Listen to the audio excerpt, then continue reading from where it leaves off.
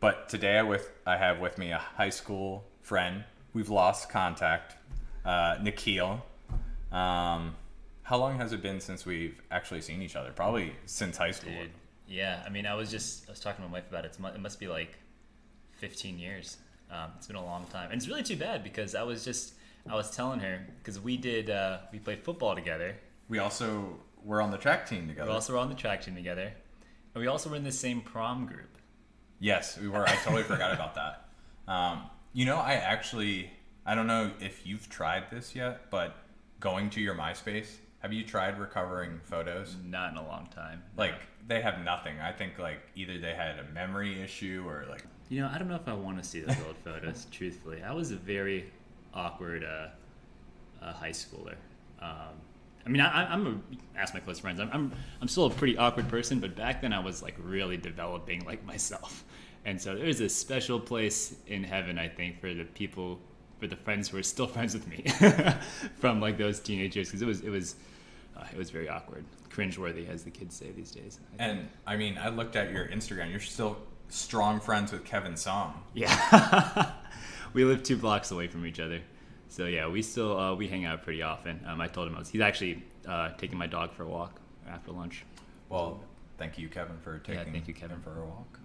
So, I know you have one sister. You have a younger brother as well, yep. right? And Yep. you're the oldest. I'm the oldest of 3. Yeah.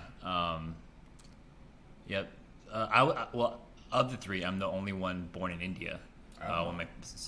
My mom was pregnant with me when she found out that she had gotten a job in Tacoma Park area, and so then she came by herself.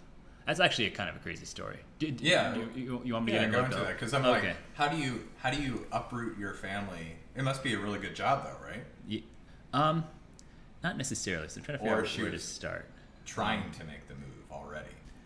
My mom was a nurse in India. She was teaching at a nursing school. And then at the time, early 90s, there was a big shortage of nurses in the States. And so a lot of my Indian friends' moms also came to the States around that same time to fill that shortage. And so there were a lot of visas being given out for that reason. So my mom was part of that cohort of Indian women who came.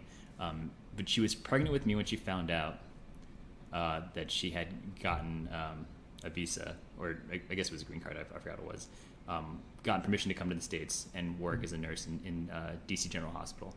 And so she ended up having me. And then my dad, who was relatively young, and he had to live in the city. And my mom's actually from like a more rural area of India where it hasn't changed much over 200 years. And so my mom... 200 years? Yeah, we can get to that. We can get to that okay. in a bit. And so my mom, actually, I didn't know this until earlier this month. My parents just invited Christy, my wife, for lunch. And my dad was like, oh, we're going to celebrate being in this country for 30 years. And I was like, oh, cool. So go to this Indian place for lunch. And we're sitting down. And my mom just tells me out of the blue that I was living with my grandmother for the first 5 or 6 months of my life. Because apparently what happened is she'd gotten the pass to come to the States, and she didn't want to, let go of that. She didn't want to, because that is just a huge opportunity to come to the States. And so my dad was working in Bangalore, and my grandmother and my grandfather watched me in Gadag, which is a northern, more rural city of Karnataka, which is the state that we're from. And I was just with her for 7 months. And my dad actually did not know me until he came to pick me up and took me to the airport. Actually, I think my grandmother actually met him at the airport. He met me at the airport and then hopped on a plane to the States right then and there.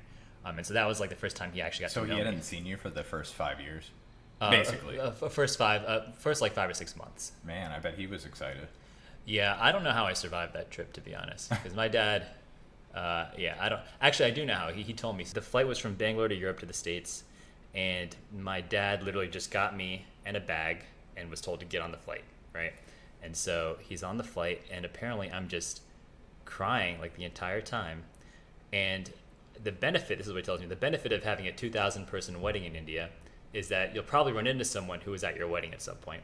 And so there's actually this woman who was at my parents' wedding who came up to my dad and was like, I know you, I know your sister. She definitely packed something in that bag to take care of this kid.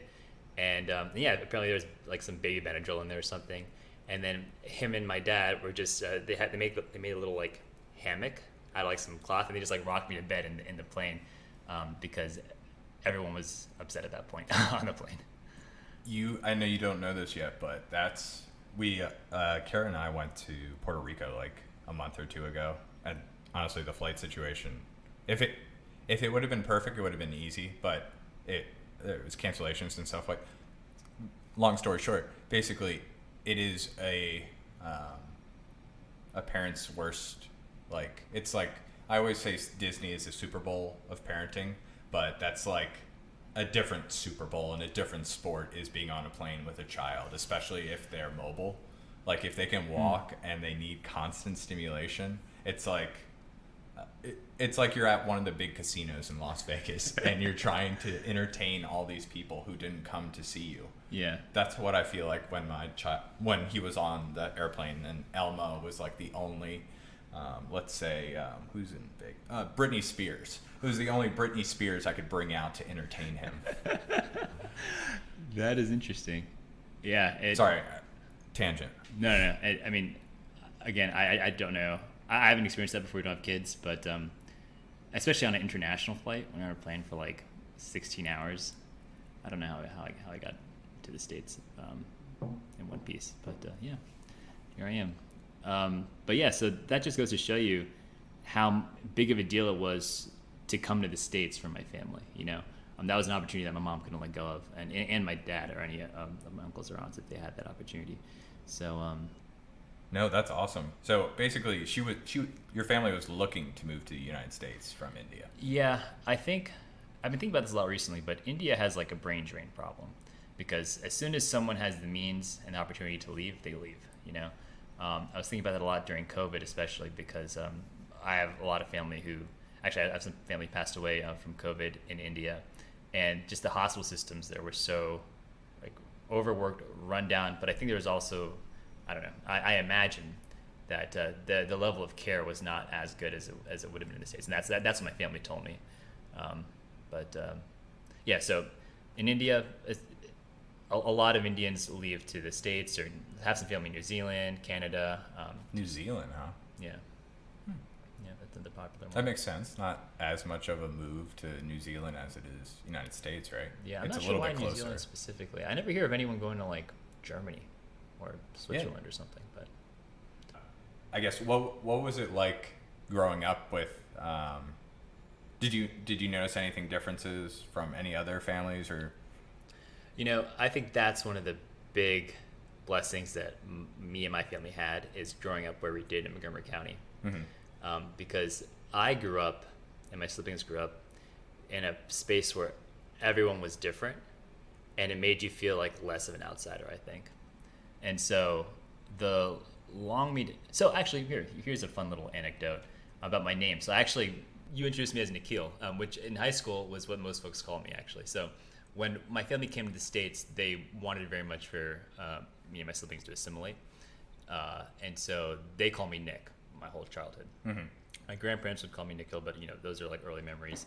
And then in the Longmead area, most of my friends were Black and Latino, and they all call me Nikhil. Even my teachers call me Nikhil because it sounds like Khalil or Shaquille, and that's just how they read it, you know, on the attendance roster.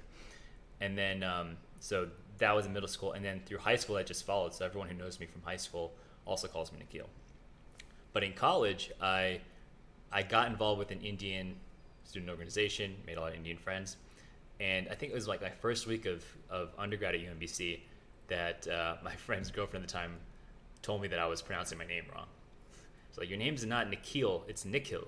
And so then she tells me how she knows, and I go back to my mom, I'm like, Mom, like, how do I say my name? And she says, it's Nikhil. And I was like, okay, then why did you just let me say whatever I wanted to this whole time? She said, no, because that's what everyone called you, like, you know, whatever made you comfortable.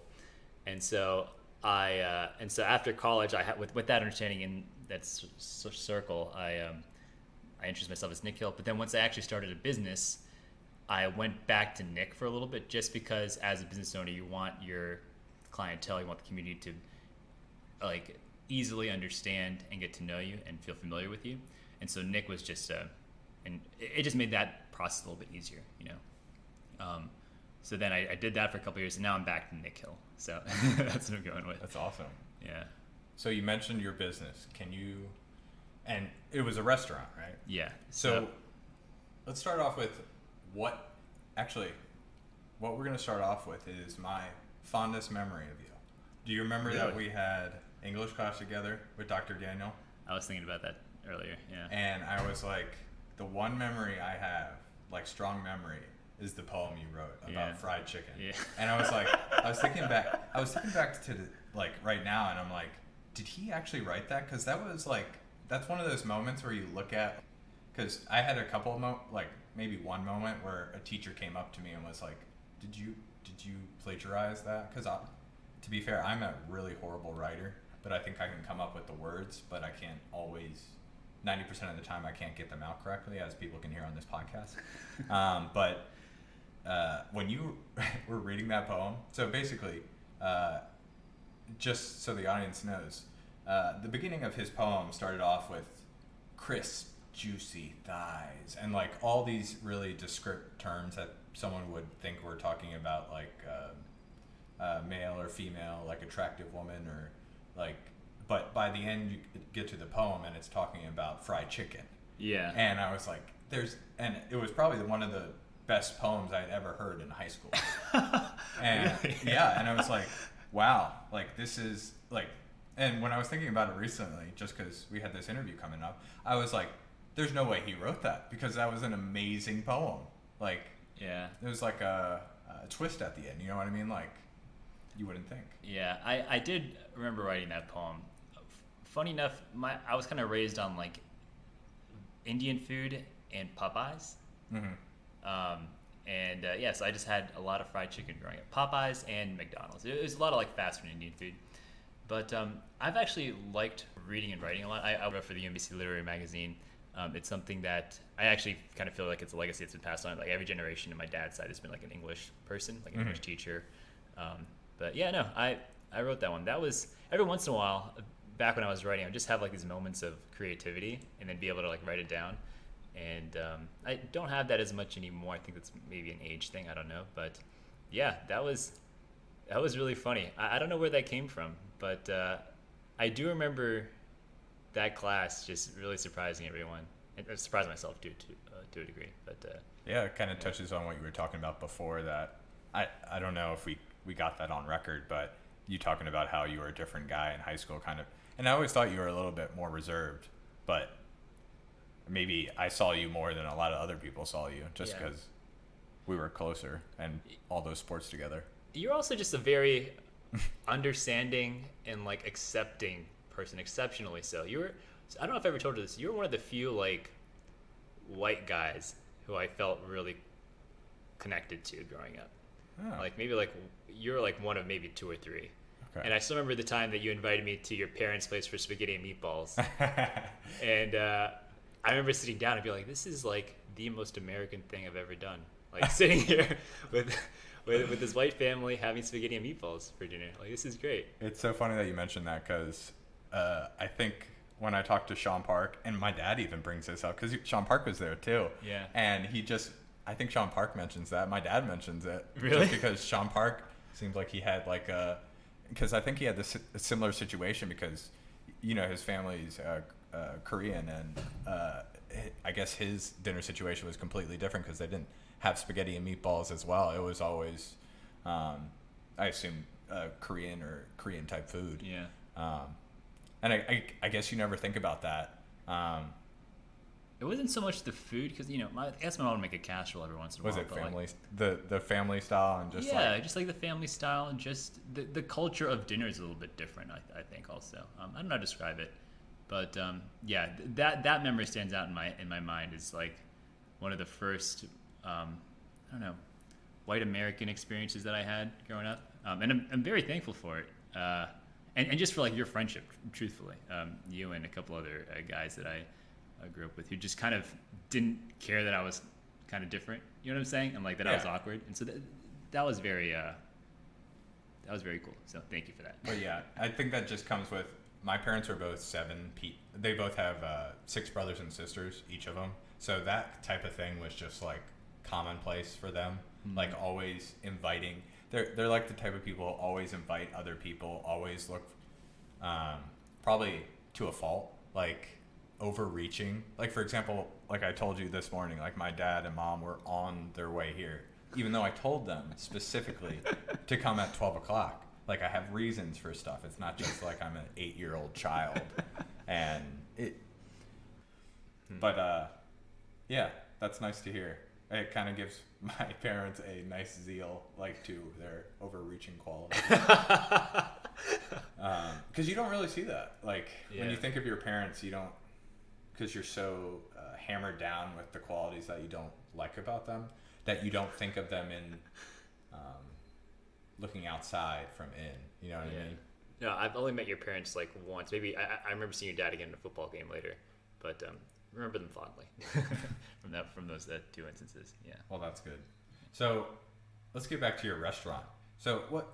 Because we branched off on the poem and then we got from there, but I guess what came into your head when you first had thoughts of doing it? Like so it was myself, my buddy Steve Chu, and Ephraim Abebe, and we all went to UMBC at the time. We actually started off. Steve was Kevin Song's suite mate. That's how I met Steve, and then Ephraim we actually met through Habitat for Humanity freshman year of college. We would go on these Habitat trips into Baltimore City, into less invested in neighborhoods, and so we would go there, build houses with Habitat for Humanity, do a spring break trip. We'd get a big crew of people from UMBC down to Florida. But yeah, so that's where we met. Steve has always been in the restaurant industry. His dad has a Chinese place in Pikesville. Really good place, Jumbo Seafood. I actually worked there all through undergrad as a delivery driver. And then after undergrad, I worked as like a waiter and back of house stuff a little bit. But so he's always been in the restaurant industry. Ephraim's always been in food management. He was working at Starbucks for a long time. And he's also just he's like a people person, like a coach, just like really energized. I had no interest in getting into the restaurant industry, but when we were talking about it, I was more interested in being a business owner, just experiencing that and learning from that experience and creating something. I think creating something that was unique. And I think one of the big reasons why I got into it is I really felt that we had something special to offer the city and even the world to a degree. And I feel like because Steve and I are both Montgomery County kids. Ephraim spent time in Montgomery County as well. And I think that this area and the folks who are from here have this unique experience when it comes to like diversity and bringing people together and really appreciating people's differences and knowing how to build off of each other. After undergrad, we were kind of talking about maybe starting a little business. We would go to Steve's dad's restaurant after it closed. They're closed on Mondays. We just go there and just cook for friends who were in Baltimore. We just invite them over, just cook stuff. Family dinner. Yeah, family dinner. Exactly. It was just family meal. And then after undergrad, my actually pathway after undergrad was I majored in biology, English lit minor, did the whole your parents want you to be a doctor. I did the whole biology thing as an Indian or as a South Asian, and I really did enjoy it a lot. I actually really got into bioinformatics, which is computational biology, using like programming to look at genetic code, and I was specifically working on protein databases. But I wanted, at the time, my vision for the future was I'll be like that quirky community college professor with like a Goodwill coat with patches on the elbows, and just be about his students and just like hang out and be involved in the community, and like wouldn't really make a whole lot of money, but at least I really enjoyed the academic space. I'll say that. So I did a graduate degree. I wanted to get a PhD in bioinformatics. But at the same time, so that same month, this was in August of, I think, 2014, I got a text from Steve saying, hey, Eki-Ben is a business. Our first day at the farmer's market is next Saturday. I was like, oh, okay. So like, we weren't joking around. But I was always interested and serious about it, but I think I was also very ignorant as to what it would require of me. You know what I'm saying? Like, because I never worked I worked in Steve's dad's restaurant, but it was a very different being in the kitchen cooking all the time. Anyway, so started grad school and Eki-Ben around the same time. We would be at the Fells Point Farmers Market every Saturday. We would actually, on Friday night, we'd wake up around, because I was living at my parents' place, wake up around 1:30 or 2 in the morning, drive up to Pikesville, cook for maybe like 4 hours, and then put everything on the back of, we had a hot dog cart, and we had a bunch of these Cambros, which are these food heating containers, pack everything up in that, get to the farmer's market around 7:30 or 8 a.m., and then serve food from 8 till noon, pack everything back up, go back to the restaurant, unload everything, clean everything up, and then go home and sleep. And so we did that for the farmer's market season for 2 years, and it wasn't, we weren't making any money at that point. We were just 22, 23-year-old guys who had the energy to do it and just wanted to see what we can do. So the first season, we were just giving away food, essentially. Like we were making meatballs and just handing out meatball samples, because so the food is Asian fusion. And so at the time we were serving Thai chicken meatballs on rice or in a steam bun sandwich. The fried chicken wasn't even a thing yet at the time. It was Thai chicken meatballs. We had a Japanese tofu curry, but and we were just trying to educate people on the product, really.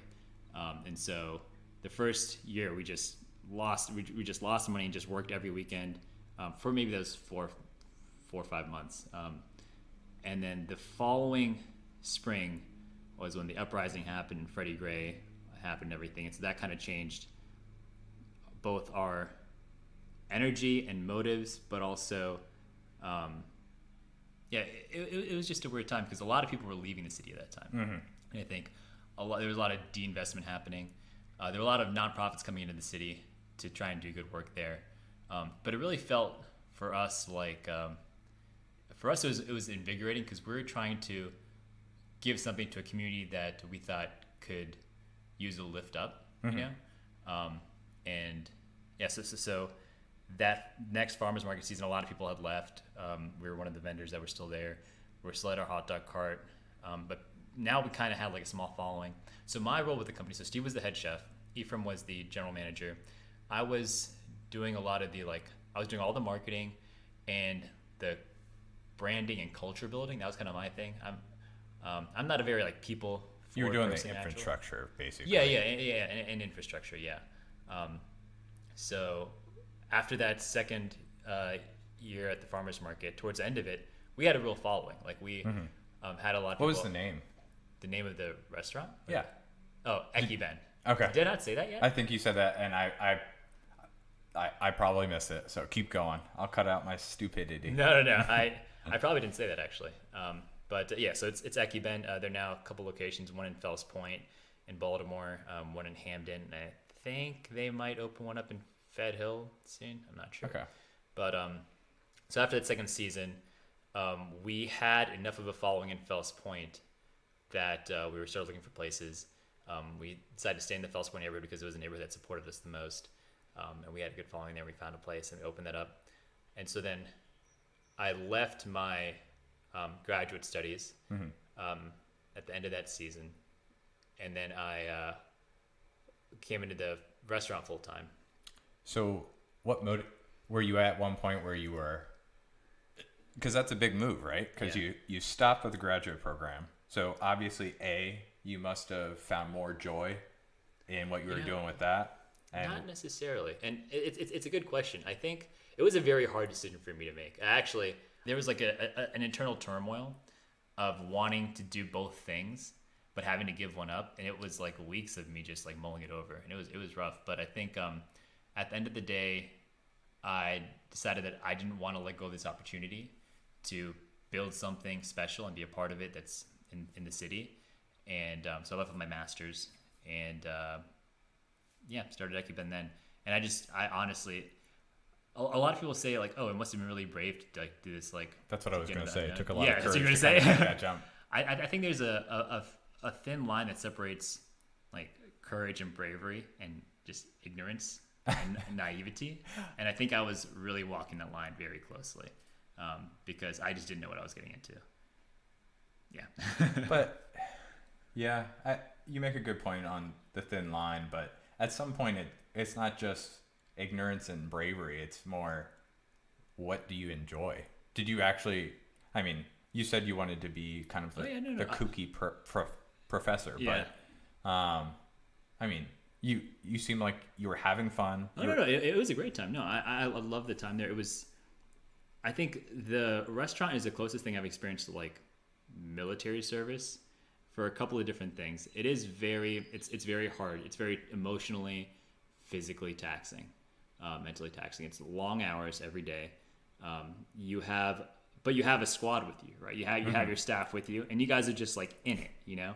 I think initially it was just maybe four of us, like one or two friends that we hired. But then things started picking up really quickly. Akiben got popular very fast, and I don't think any of us. I thought it would get popular, but not at the rate at which it happened. So we hired a staff, and it was just How big was your staff? We would have to have like six people in the kitchen at any time. I don't know if things have changed recently. That's crazy. Yeah, and for folks who, so I'm no longer part of Akiben. It's something that I started and I sold it a couple years back, and I'll get into that a little bit more.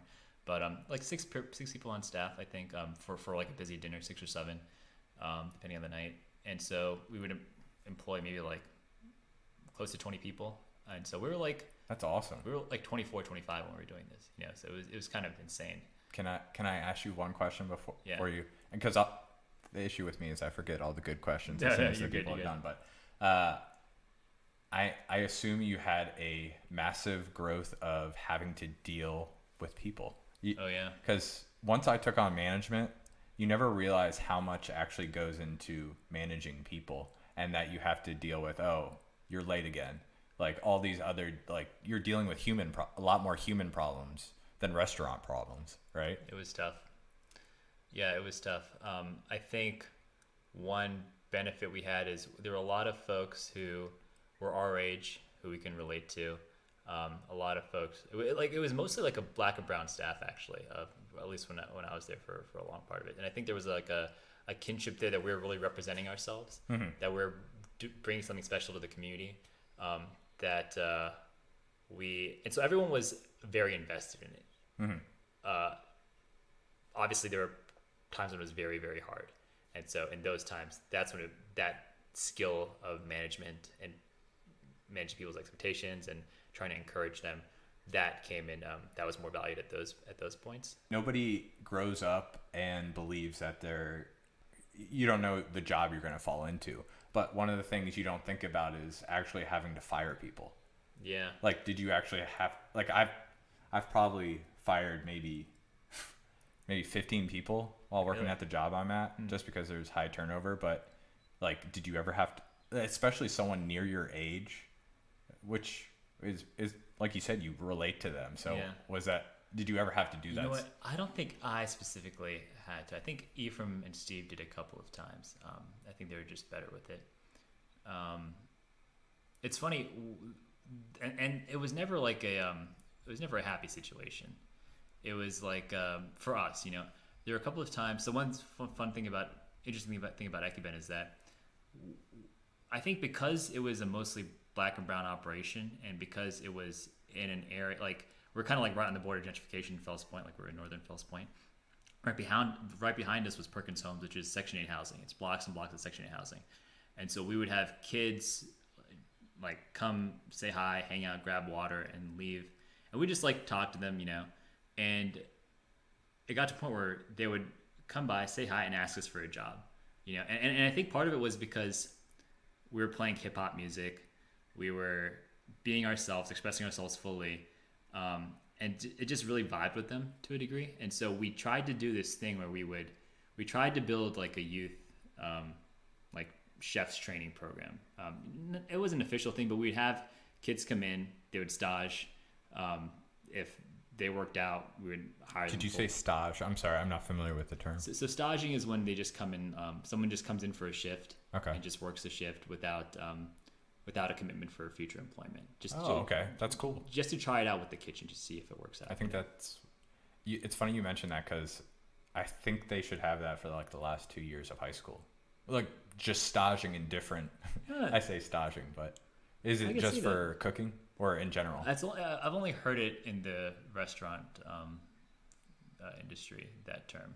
But if you've listened to a couple episodes, my opinion has gone to like how college it's not for everyone, and that it needs to kind of update. Yeah, So you're no, not totally.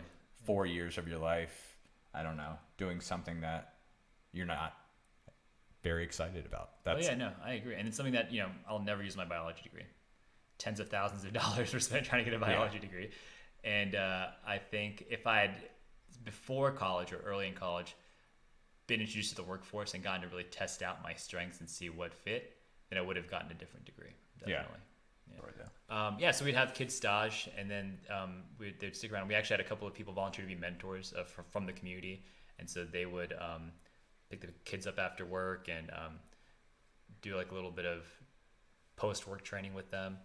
And this is all part of our, I don't know if it was spoken explicitly, but we wanted to build a business that wasn't a couple of guys from outside of Baltimore coming in and just imposing stuff on the city and just gentrifying the space in an unhealthy way. I think there's kind of, I won't go there, but we wanted to become like adopted kids of the city, if that makes sense. Like we wanted to come in and like be a part of the family and take care of folks and take care of the community where we could, and just share our appreciation and our respect through the food. And I think we did a good job of that. And I think now it's a point where Ekiben is like an institution there. Ekiben is like, dude, it's. I think some of my favorite experiences are sometimes.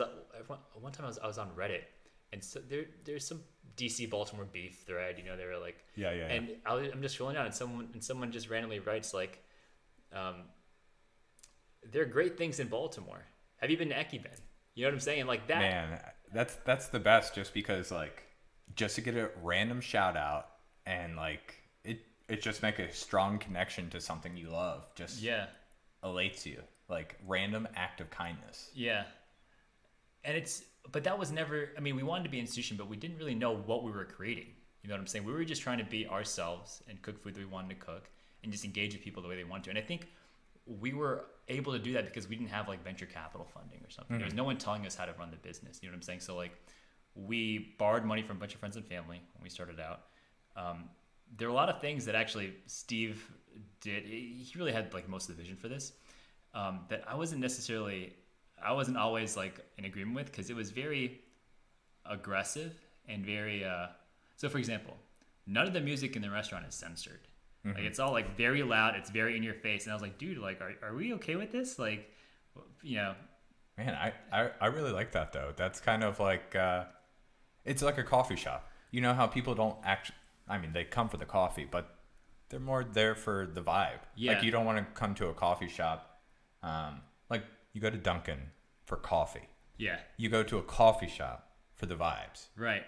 And I guess at the time I didn't really understand that, but now I recognize like it's like as soon as you close the door behind you and you come in the restaurant, it is a vibe. Like the whole thing is just a unique experience, and yeah, so like that, our Instagram is always in all caps.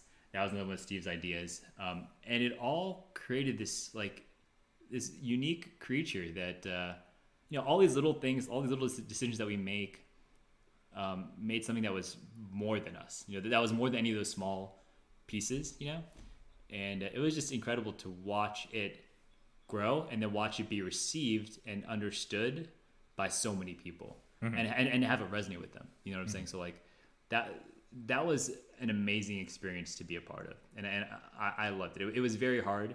I think towards the end of it, I recognized that it's not, a lot of my strengths weren't compatible or weren't in line with like the strengths that are required to run a business at that level, or to run a restaurant specifically. Because it was a lot of just long hours. It was a lot of engaging with people all the time. It was a lot of like cooking, like literally 2 hours of peeling cucumbers, and as an owner, you have to do everything.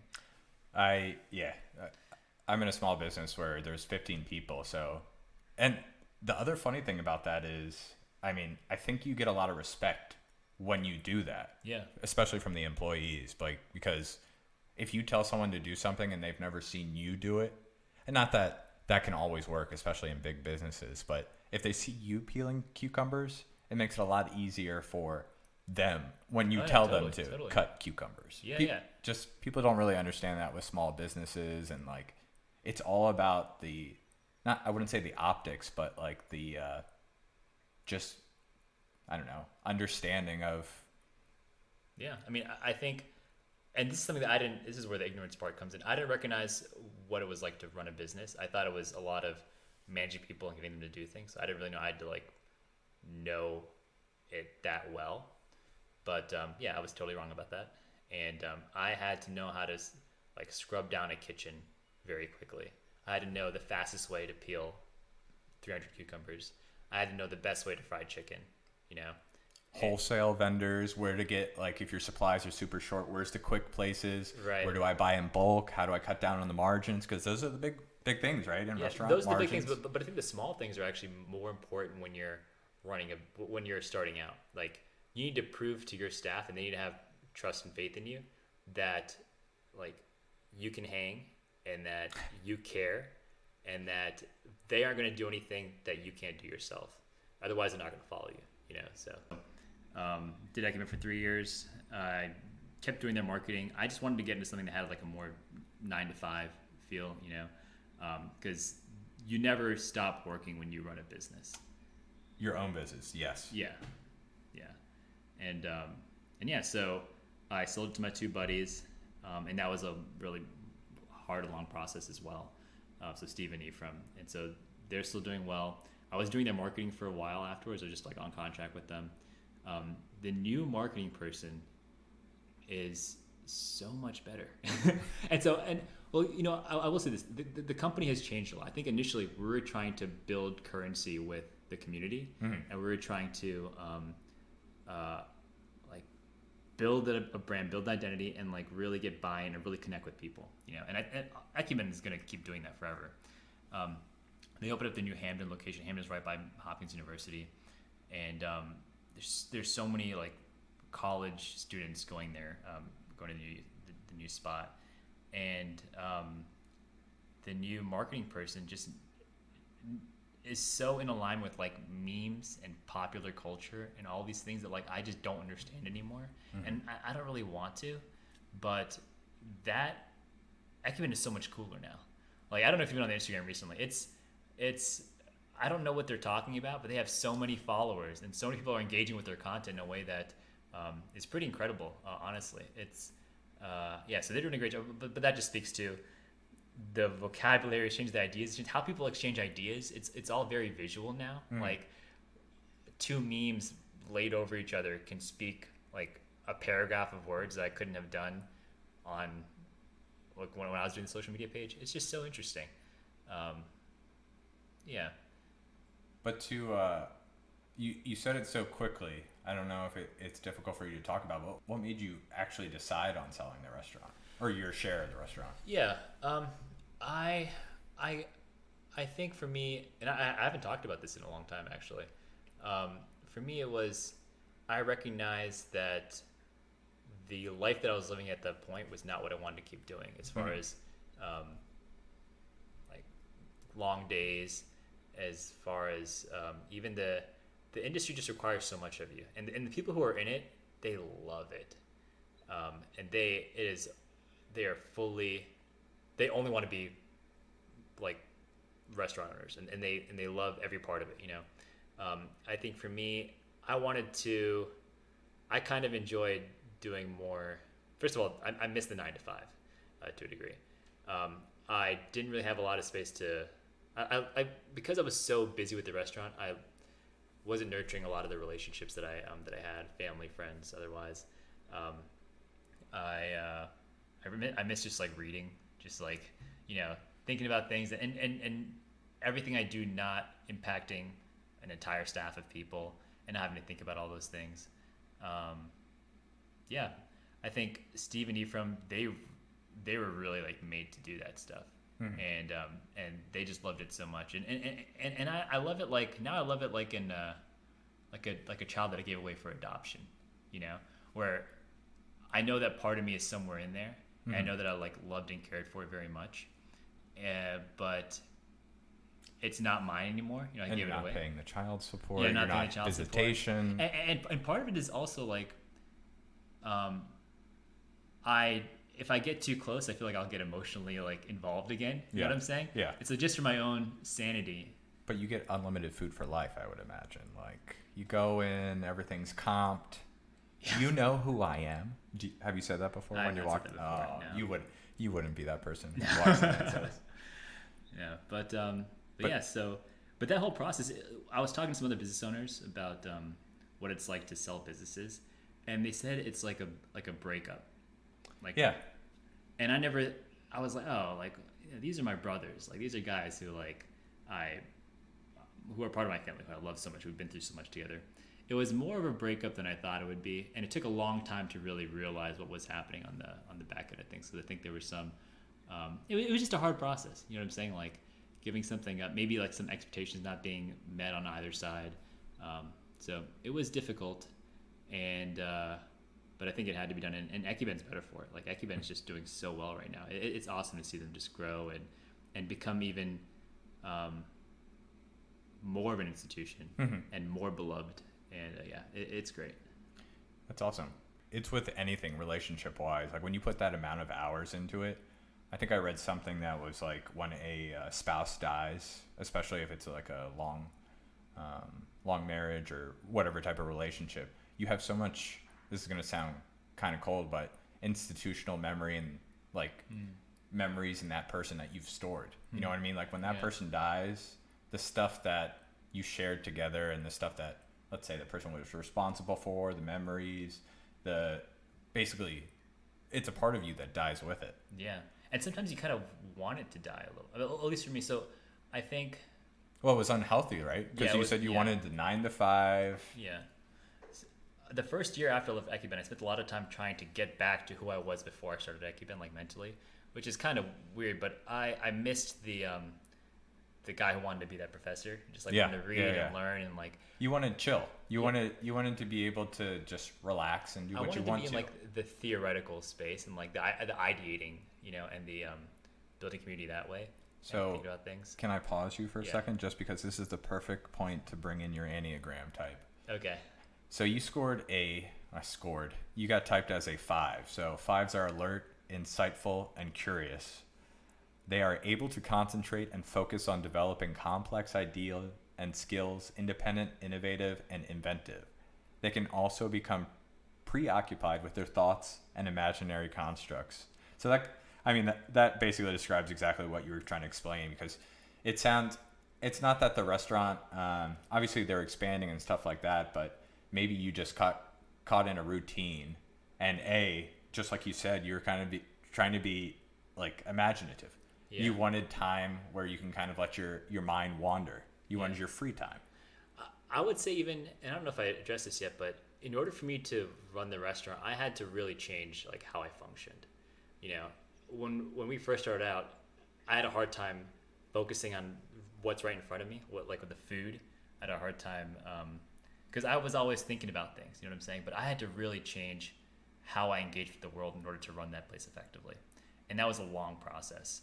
A long process of being told to clean something over and over again, a long process of like tasting food that goes out, a long process of getting feedback from my coworkers and guys who have been in the industry for a long time. And yeah, so I think that's why when I left the restaurant, I really want to get back to kind of the guy I was before, but I don't know if there's any going back there anymore. I think some changes, they just become a part of you and then you move forward, you know, and you're kind of like new now, or you're different from when it started. Yeah, but also maybe that's just age, you know, we're getting older, you know, like that's true. We don't think the same way that we did when we were 23, 24. Yeah, it's just do hard you feel to that compare. way? Like, no, I definitely feel that way, just because, and not just mental, but I mean, I guess everyone says physical too, because I started giving my son piggyback rides. So at like some points I'm like, oh, my back hurts. I don't know why my back hurts. And then I think about that, and then I have to get a heating pad. But yeah, what I've realized with my brain is just the fact that, and I just don't want to have the same mental path as my parents, because I feel like. What is that path? Like, how would you describe it? Well, the mental path is, I feel like, to put it in a metaphor, it's like a river that they just keep on going down the same river or the same trail or path, and it's really dug in. And I never want to be that way. I want to be like a capillary of like different paths, different thoughts, constantly changing. Just because what I see in older role models and parents is they kind of, at least the ones I know, they're kind of stuck in one way and they don't kind of venture out into their comfort zone. And it's not just like travel, it's like music, relationships with other people. And I think and that kind of touches into just like the last, you could just say the last 5 or 6 years with racial equality, like LGBTQ. I apologize, I don't know the updated. But just overall being able to change, not that I didn't believe in all that COVID, all this other stuff, but being able to adapt to your circumstances or changes in the world around you. Yeah. And I think this is going to sound contradictory, but me not being so close to the news, I think helps me understand society more. I don't know if it sounds contradictory. No, that makes. I took a step back from music. I've gotten more into like reading history recently. Okay. That's been really informative for me. Okay. Personally, in recent years, so many things are like stranger than fiction. You know, and I'm just like, I don't know what is happening here. You know, so I think history has provided a lot of has provided a story of human development and what and history of philosophy too. That it to me is providing more insight than news that I get on the radio or on Instagram. After Ekiben, I was looking for like any type of job when I left, and I started interning at a couple different places, just trying my hardest at anything, and then a government contracted company, started interning with them, came on their staff, and so now I'm working in management in government contracting. Like you said, I'm also doing like data analytics and tool administration, and it's a different life. I think now I'm more focused now on like what does it take to be a good husband, to be someone who is engaged with his community, who is intentional, to be a good like Christian husband and Christian person who's trying to be a part of the community in Baltimore. And a lot of times trying to think about that, like how do I, based on what I value, how do I become the best version of myself now, you know? And I feel like I gotta figure that out before kids come along, because I feel like it just gets crazier after then. You know, you have less time to think about developing yourself. Maybe I'm wrong. I don't know. Like, yeah, just what I'm kind of like now that I'm in my 30s, like what am I focusing on, and what are my goals, and what is like I love Baltimore very much. You know, we live in Patterson Park in the city. I love the community there. I'm always bullish about the city, but I'm not like naive about what we can do. You know, I'm not naive about like how much I contribute to the community and the space. I think when I was at Ekiben, there was I really thought that we could, change the city, especially after Freddie Gray. I think there's a lot of that energy. Like, hey, what can we do to help people? What can we do to like build the city up? I'm very thankful for the community we have there, and I love it a lot. I'm just trying to figure out best way where you fit, basically. Yeah, where I fit, but also, do I need to be in the city like in the future? And, like, especially growing a family. And unfortunately, it's just like, as much as I love the city, it's hard. The people who've been in the city for a long time are some of the best people I've ever met. Like who are raising families, who are super intentional about it.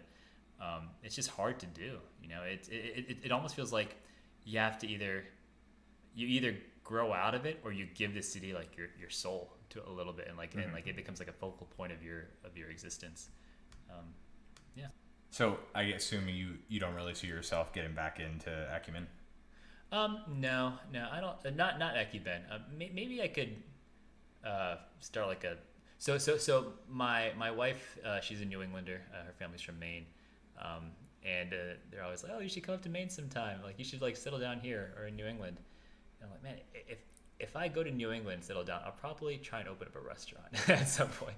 Just because I think, in addition to it becomes a way to express yourself, and I think in a space where like it's maybe not as diverse, it becomes an opportunity for you to share your culture and it also becomes a space where the restaurant industry attracts a lot of like working class people of color, and like that community is pretty was fun to be a part of when I was in it.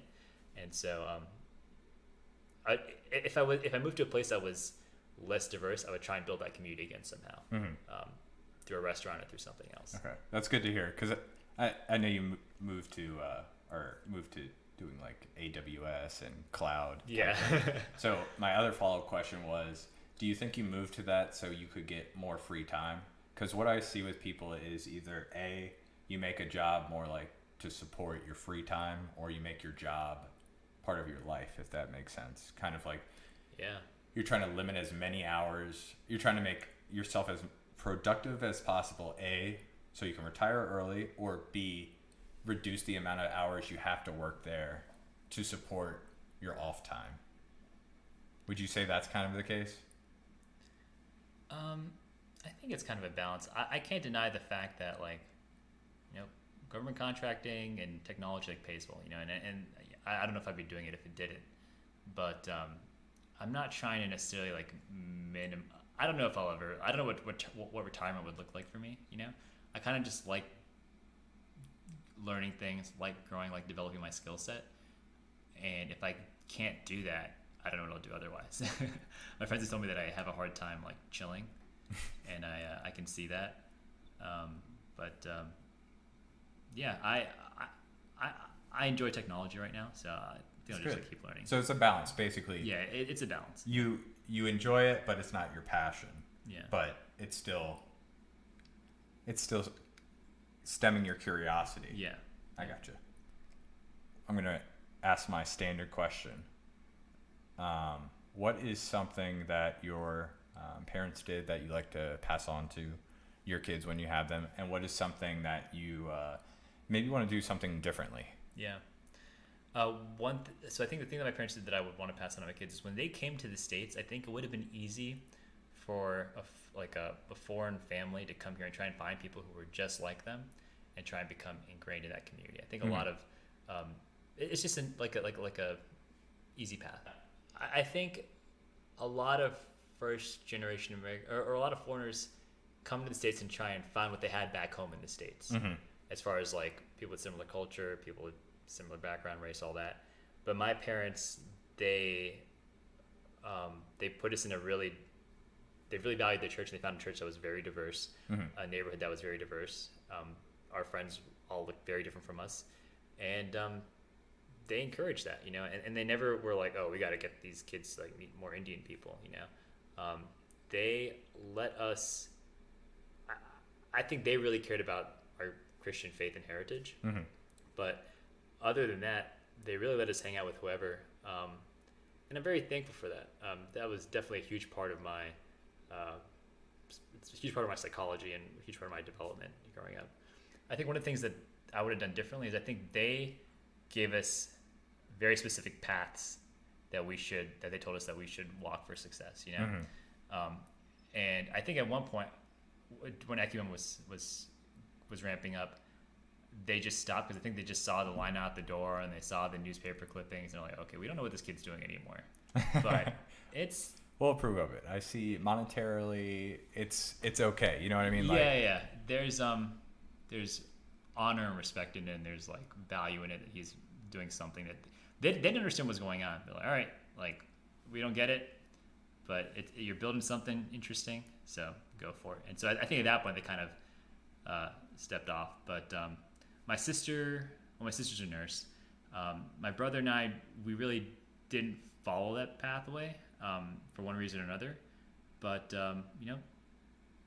I think if they didn't push us down one way or another, we would have tried different things out and figured out what worked, rather than jumping into something that we didn't really understand and then trying to figure out if it worked for us or and trying to force it,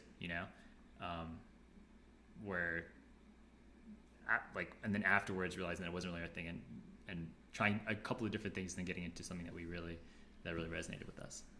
But yeah, thank you very much for doing this and driving all the way from Baltimore. I appreciate it. Dude, no, thank you. So much has changed in 15 years. I know. But just the fact that, randomly your podcast popped up on my Facebook page and I listened to it, and just the fact that like Michael Strumsky is as like energized and thoughtful and caring as he was when he was 16 when I knew him. The fact that that's the same, like that's like soul food for the heart. Like, So I'm tingling right really now. nice. No one's actually called me caring before, so thank you. They impulsive, energetic, against the wall. None of the traits you just said, so thank you very much. Anytime, man.